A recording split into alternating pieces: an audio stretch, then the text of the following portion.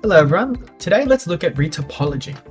Retopology is the process of rebuilding a polygon mesh to either adjust its level of detail or improve its edge flow so that the polygon follows the contours of the surface more efficiently. In the earlier days, retopology was a manual and tedious process. Artists had to trace over a high resolution mesh to create a cleaner, lower resolution version by hand. Today, however, retopology is largely automated, and in 3ds Max, it's implemented directly as a modifier. In today's example, I'll use it to create a simplified, level of detailed version of this no-style Japanese ornamental sculpture. To start, let's select one of these models and check its statistics. I'll select the one on the left. Yep, click that. Awesome. It is currently sitting at about 64,000 polygons, we can see there. If I toggle edge faces with F4, you can see just how dense this is. That's those 64,000 faces. This is filled with tiny triangles that don't really follow the sculpture's shape. This mesh could definitely benefit from some cleaning up with retopology. Alrighty, now we want to view this geometry a little bit more clearly, so let's turn off the texture display. To do that, let's shift to the right of the screen, right over here to the display tab, found right here, and then under display color, set the shaded option to object color, that one here, instead of material color. That gives us a simple flat shaded preview, much easier to work. So now I'll select the copy on the right of the screen, and I'll add a retopology modifier. The modifier stack here, open that up, and let's type that in. RETO. Awesome. So choose retopology from the list and add that in. So now at the top of the retopology settings, you will see algorithm type. By default, it's set to reform, which is the recommended and most reliable option. So you should only switch to another method if you encounter issues, which is pretty rare. Next, let's look at this face count parameter. Well, this determines how many polygons the new mesh will have. Remember we were talking about that at the start with the 64,000? Cool. So, well, we can increase or decrease the detail here. In this case, I'll bring it down to about 1/10 of the original.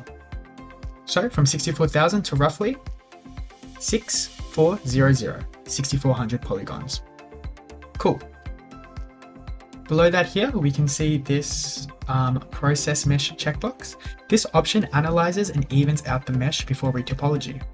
Well, this can help when we model has extremely uneven or stretched polygons. It subdivides the model into evenly sized triangles before rebuilding. Most of the time though, you won't need this. It just slows things down. So since our mesh already has fairly consistent triangles, I'll leave this unchecked. So go to the tick and let's just untick that one.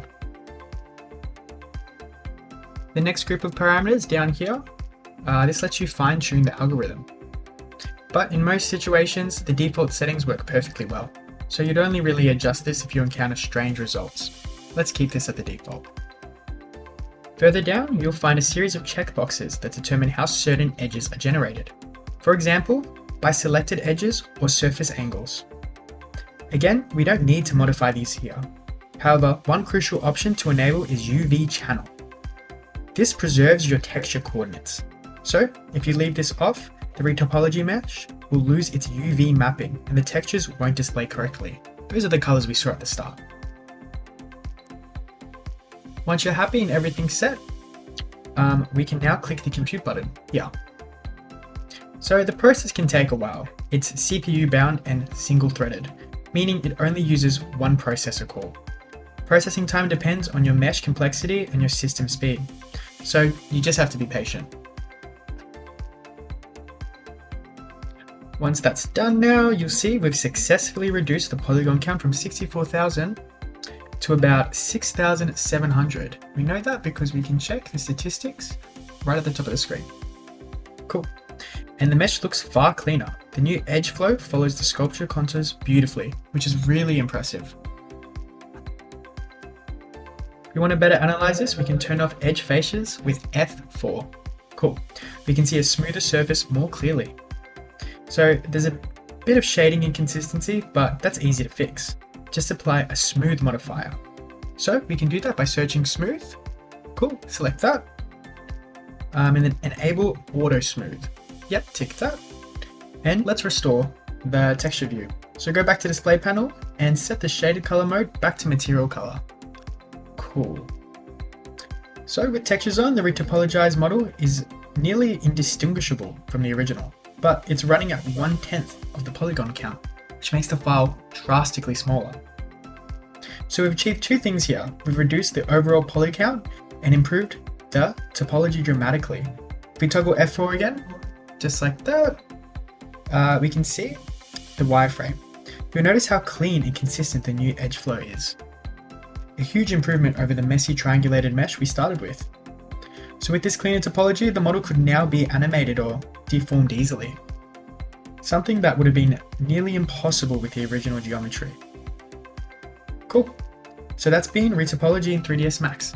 Thank you for coming.